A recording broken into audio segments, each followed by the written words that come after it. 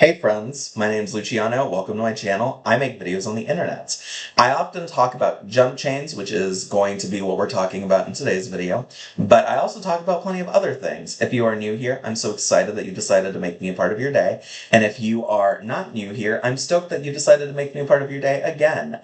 And I hope that we get to have the chance to get to know each other a little bit better. In today's video, we are going to be talking about backgrounds, origins, and drop-ins. And I think it's very important that we understand what these terms mean, because these terms are pretty foundational to what it means to go on a jump chain and what it means to go from setting to setting.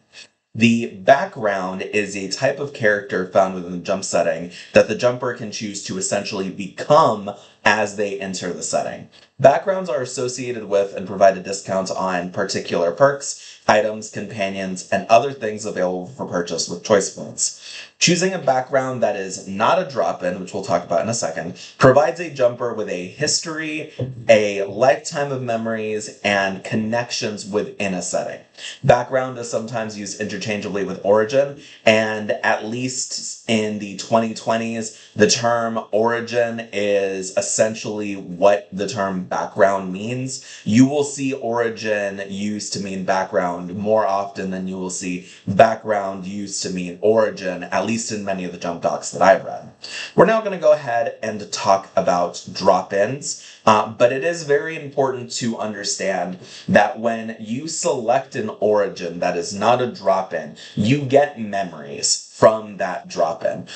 We're going to talk about the whole drop-in thing in a second, but those memories are supposed to matter. They're supposed to influence you. It is a lifetime of memories, and there are many jumps wherein the lifetime of memories could very much well be more than your actual lifetime of memories. So you could be jumping, you could be an 18-year-old who just started a chain, and you could be jumping into the life of someone who is in their 40s. Or you could be any reasonably aged human in real life / not in your jump chain life, and then you could go to the Elder Scrolls and you could become an elf and you could get centuries worth of memories all of a sudden. This is supposed to have a significant impact on you. You're not supposed to lose yourself, and there are many perks that are specifically designed to protect against the worst kinds of parts of this. But your memories and your background and the life that you've lived, the life that you, and I'm using air quotes, lived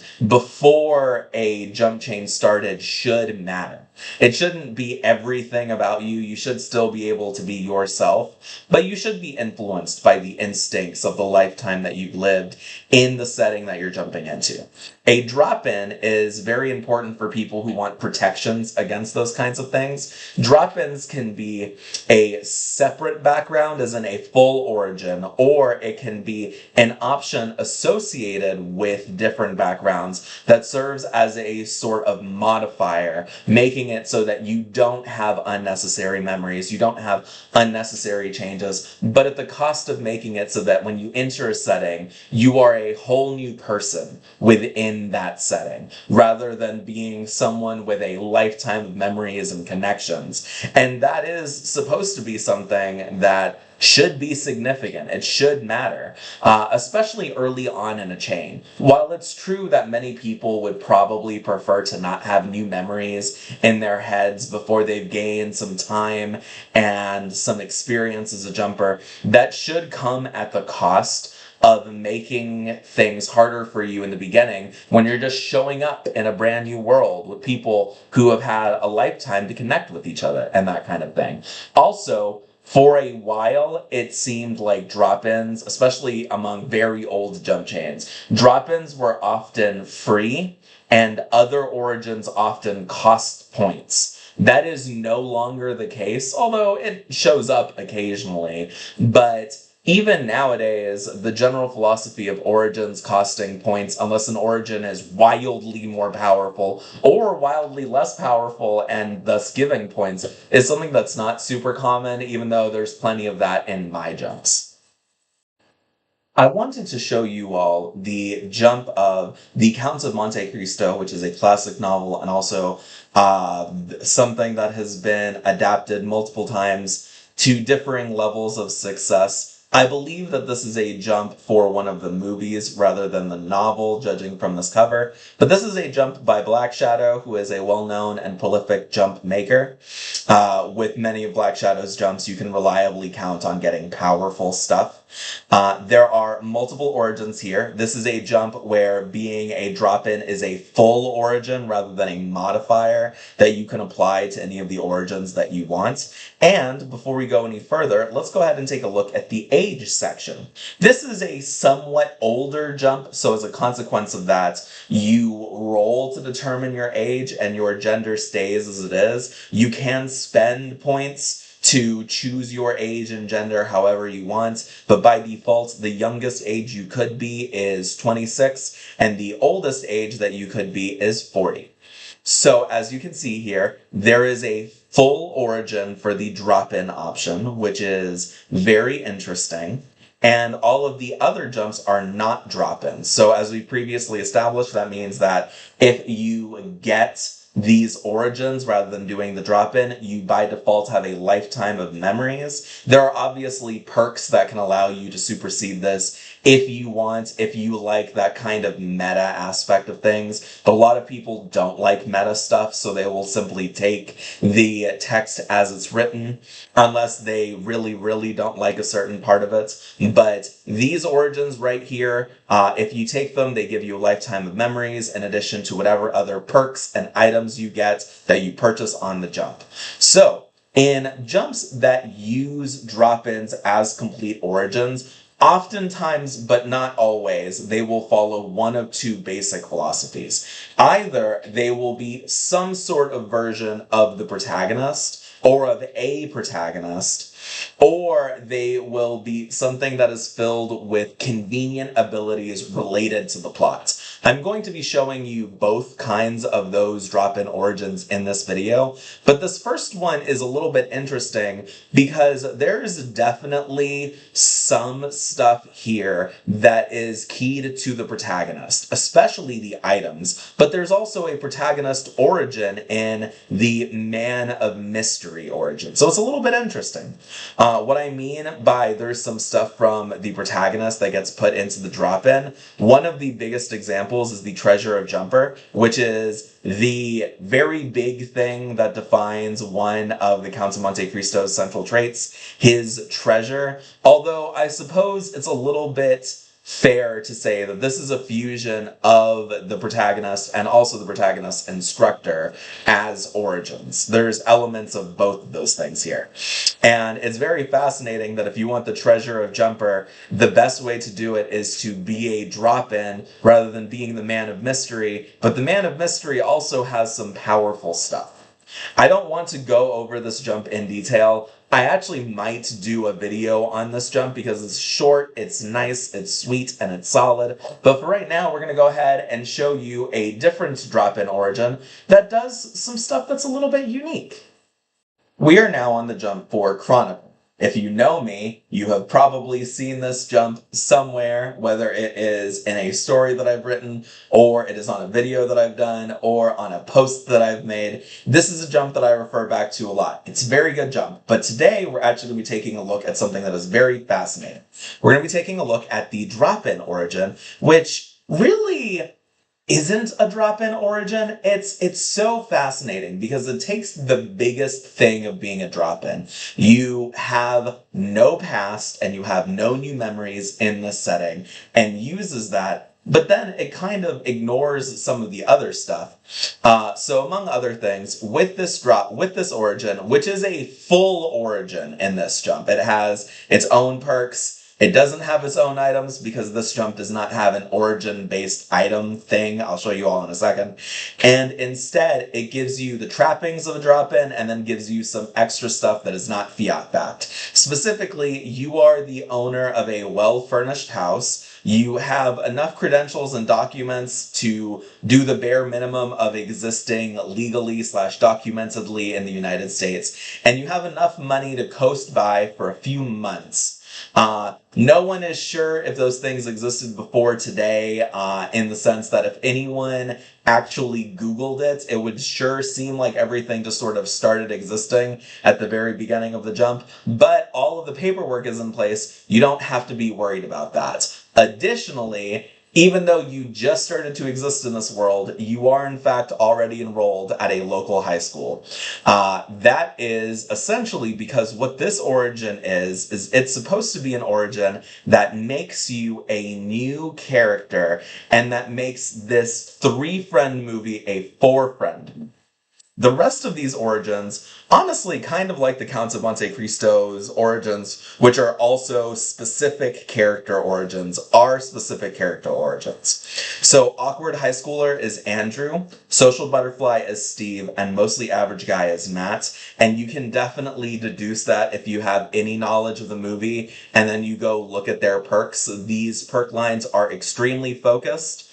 But what the drop-in origin does is it makes it so that you have a bunch of abilities that are very convenient for the plot and that allow you to potentially transform things, although really, funnily enough, if you want the best origin to change the plot, it is not this one, but I don't really want to go into spoilers, and if I discuss the specifics of that, I definitely would.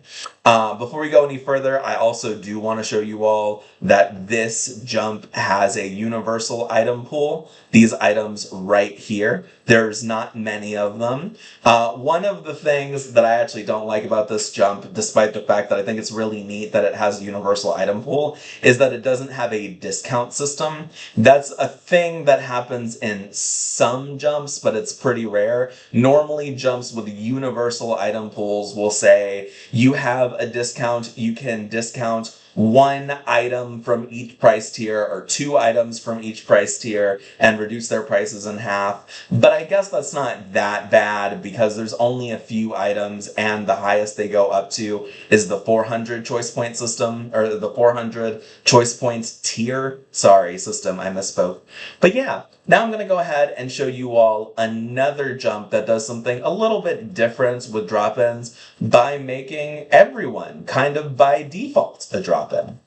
We are now in Generic Beat 'em Up, which is a supermarket jump by Burkus and Trisevon. Burkus and Tri really cooked with this jump. I am extremely fond of it. I have written a review of it, although I don't think I've ever included it in any of my videos, but it's extremely fun. Supermarkets are originless jumps that have a whole bunch of perks and a whole bunch of items. One of the big draws of them is their modularity and also the fact that many of them are very powerful. Burkus was a very active jump maker for a couple of years, and then he stopped making jumps. I hope he's doing good. I really like his content. Same, more or less, for Tri, who was also a fairly well-known supermarket jump maker. Burkus was the creator of the supermarket format. You can see, if you look through this jump, you can see a lot of the stuff from older supermarkets, for better or worse, that are present here, so that's definitely something to keep in mind. But these jumps, by default, sort of assume that you are going to enter a setting in a very drop-in-like fashion. You do not get new memories and all of that stuff by default. However, if you want a background, the jumps are more than happy to let you devise your own.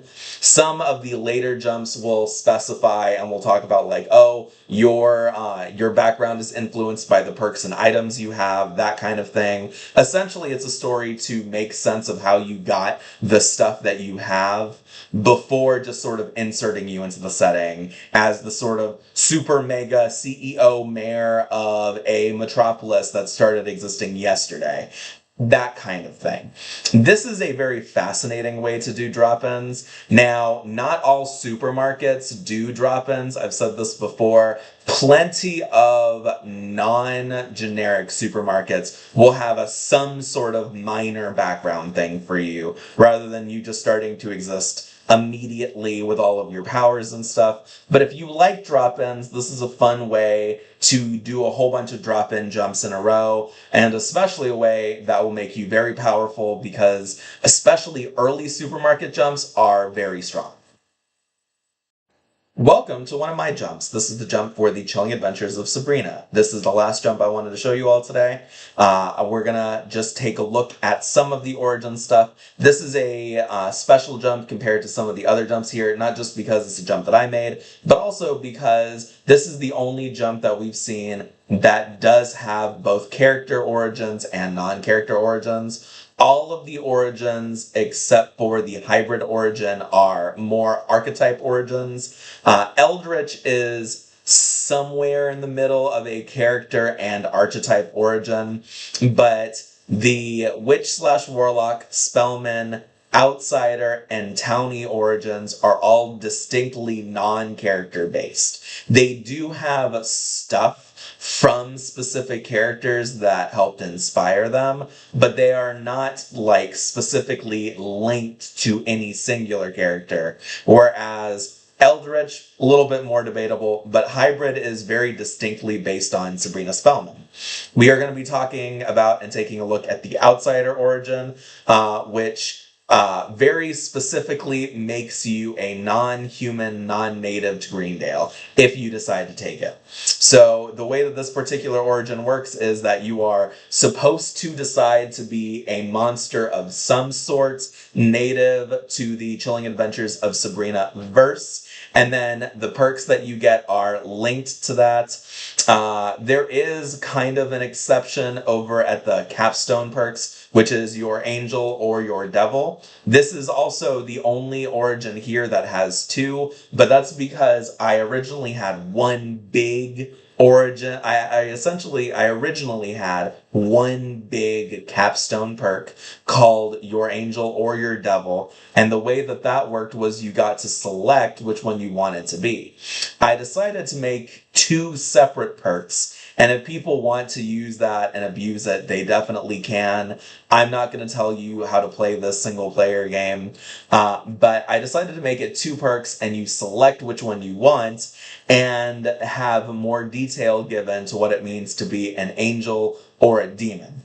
The capstone buffed perk, for if you buy the capstone booster and one of these perks, is Mystical Magnanimity. And what this perk does is it makes it so that you can create witches. Essentially, you can create witches or warlocks or whatever you want to call them by sharing your magic with other people. And at first, it's really difficult to do this for a whole bunch of people, but as you get stronger and as you get more magically juiced up, and as your followers grow in wisdom and power, it gets easier for you to share this. The items here are also keeping in line with this origin's nature as a drop-in, very specifically the Traveling Carnival, which is based on something that exists in the universe, but I also thought would make a very good item for a drop-in who wants to travel and explore a world. As you can see, most of the other stuff is very specifically keyed to specific characters and specific things in the setting, just like the Traveling Carnival is, but for a lot of them, it's more locational specific. It's things like, oh, this is a place or an organization that existed in the setting that was linked to a specific physical place, rather than something that is more freeform, like this. I'm not going to try to pronounce that word. I think that this is a good and fun look at jump document philosophy and design thinking. I had a lot of fun creating this jump. I really, really, really liked Chilling Adventures of Sabrina, although I am one of the people who my excitement for the next season always lowered by the time I finished the current season. But I think all in all, the show was well done for the most part, and I enjoyed a lot of the bits that I remember very clearly. This jump covers all 4 seasons, which is definitely something that's a little interesting.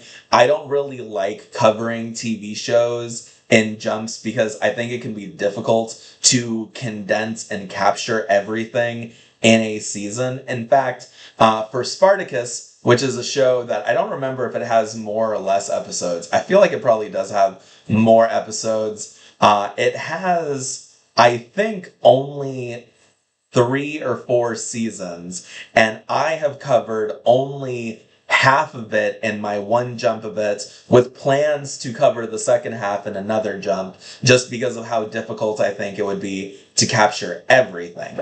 And the difficulties with capturing everything can definitely be seen if you go through this jump. There is a lot of stuff here. There's a reason that this jump is 22 pages. I definitely prefer for my jumps to be shorter and for it to be easier to capture everything. That's why I don't typically do TV shows, but I'll do rare exceptions. I also have a jump for Riverdale. I have a jump that is a supermarket jump for live action Disney TV shows.